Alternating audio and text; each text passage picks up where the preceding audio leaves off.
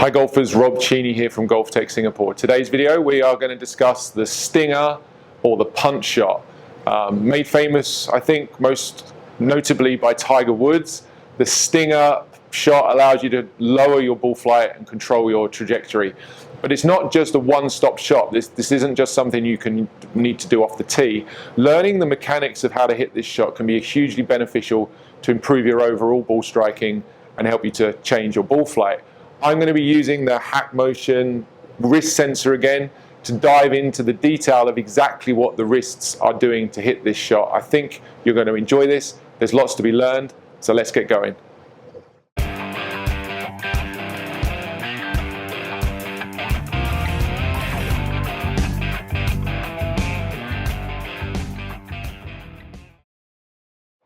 Just before we start today, I want to take a moment to say a big thank you to each and every one of you who've contributed to the 20,000 subscriber mark that we got through a week or so ago. It's a big milestone for me.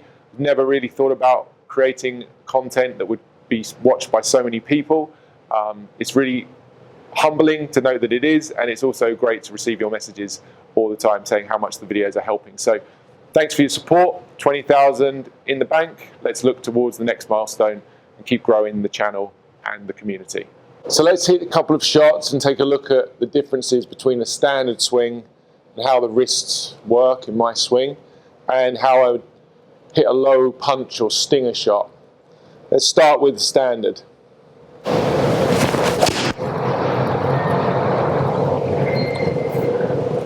That was a nice solid strike, push draw. Pretty happy with that, felt quite solid. Felt quite normal. And now let's try and hit one out there really low. Try and focus on bringing the trajectory down as much as I can. Punching the ball low, be that under the wind or under some trees. So see what we can do with this. Yep, felt really solid. Good contact. Certainly feels like it's flown much lower and rolled out there to a really good distance. So let's just take a little look at the differences in those swings, not just the swings, but very specifically the wrists. Okay, so let's take a look at those swings on the camera first and then dive into the more detailed description of how the wrists are different. They are very, very different for this shot. At least they are in my swing. I won't spend too long looking at the swing from this down the line view, only to say that my main feel and difference that I choose to change when I set up to hit this punch or stinger shot is to stand closer to the ball. It's not hugely visible here, but you may notice my toes are a little bit further forward on the grid lines there on the mat, and the shaft is standing up just a little bit more upright than in my standard shot. I've spoken about doing that to hit lower chip shots in the past. The mechanics are very similar, and in a minute when we talk about the wrists you're going to see why I choose to do that. So down the line, not really much difference at all from the setup perspective. If we take a look from front on, maybe the most significant difference is on the right hand side, which is the punch shot. The ball position has moved back slightly, which you'd probably expect. Moving the ball back helps me to reduce the loft at setup and potentially reduce the amount of loft I deliver to the ball, which is what I want to do if I'm going to hit this low shot. So you'll see the ball position is further back and the shaft is leaning further forwards than on my standard setup on the left hand side. But from there, the main focus for me is really on the wrists and the release or the follow through. So to be honest, in my standard swing I don't really think about the release a lot. What I do know that I do is use a lot of wrist extension, the cupping, if you like, of the wrist coming through the ball to hit my standard shot. That helps me to hit the ball high. And in my punch shot, I really feel the opposite, that my wrists stay much more stable or solid, and I'll get into the description of that in just a second. But I just want you to watch as I play these through and I play these side by side. The back swings are really very similar in terms of the length of them. The downswing and the transitions are very similar. But at impact, you're going to start to see some changes. So on the left-hand side, my standard shot, there's less shaft lean. There's more shaft lean there on the right-hand side where I'm trying to hit the punch shot. And then into the follow-through, you'll start to see how very quickly on the left-hand side, my standard release would involve much more of this extension or cupping of this lead wrist. Whereas we continue into the follow-through with the punch shot, you'll see how that really doesn't exist at all. My arms are much straighter and the club has released far less.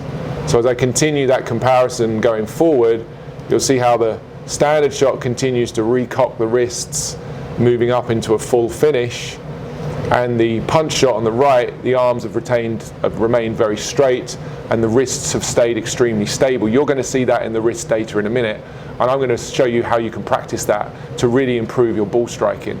So if we isolate this down just into the motion of the wrists for the sake of simplicity, I'm going to tell you that as I do my normal swing and hit the ball, my lead wrist, as mentioned in last week's video, is moving into extension quite strongly, and as I start to follow through farther, it starts to cock or hinge upwards.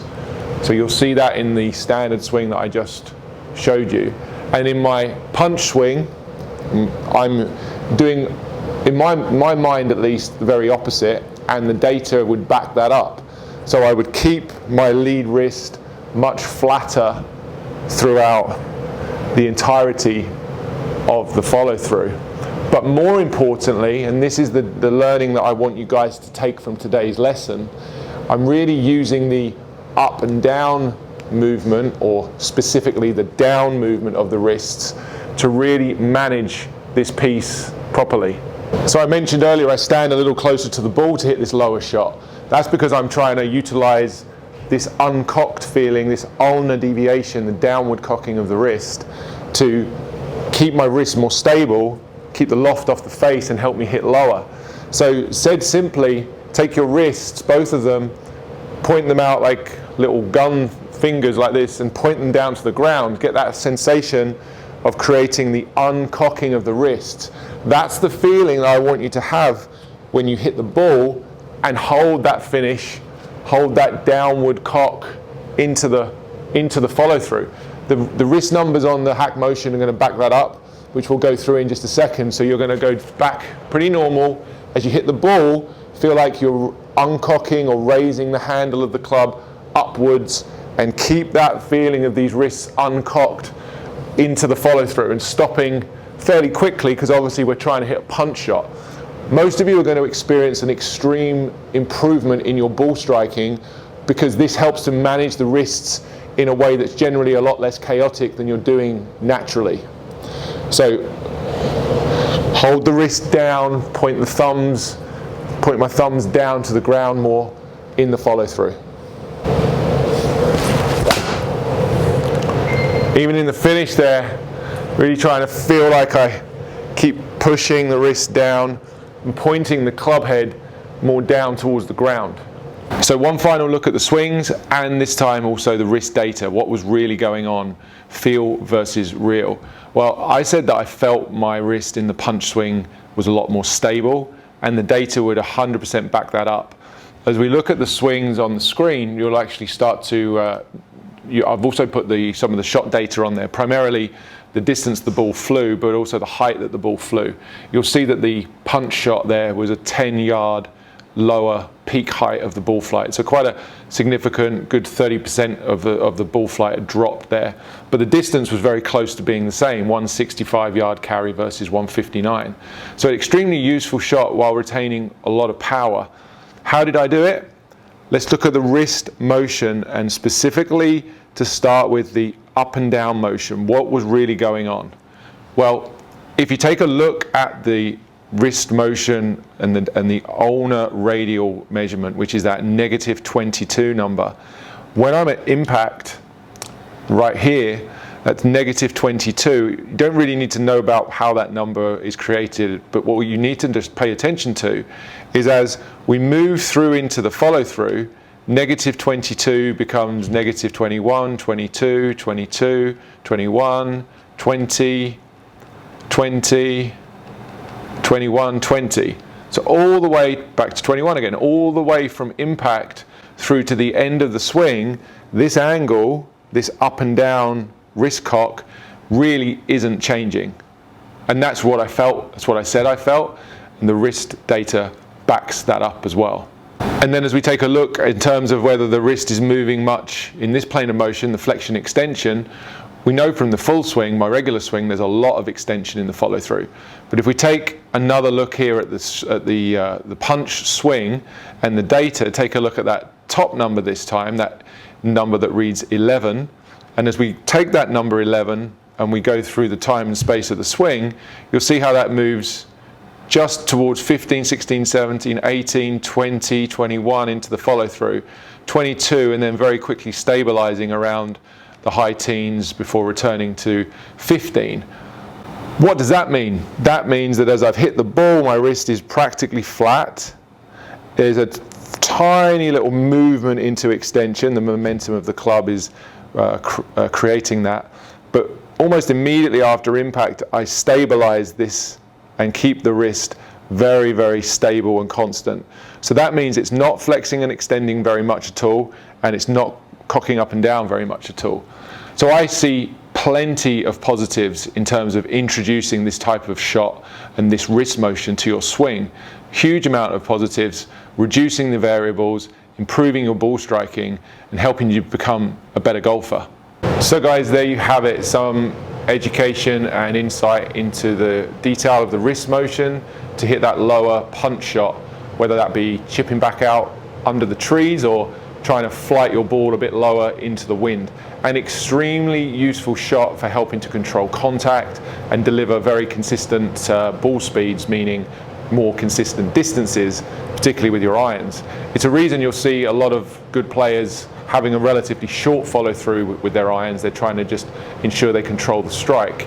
It's also similar in many ways, this drill to, or this feel to what I prescribe when I'm discussing the other impact drills we've talked about recently, like the hit hard, stop quick drill, which I know so many of you enjoy. If you haven't seen that video, I'll certainly link it in the description box below. But there's so many similarities, and improving the stability of your wrists into impact and into the follow through is something that so many of you need help with. This exercise of feeling the uncocking, feeling the wrist stay nice and long and uncocked like this makes a big difference and a very big positive influence on your ball striking. So if you find that you hit the ball better trying to hit this punch shot drill, I wouldn't be surprised. I hear it all the time. Oh wow, that punch shot feels great. I hit it better than I normally do. Don't be afraid to stick with it. In many cases, what you feel is a punch shot is actually what you should be doing for your real swing.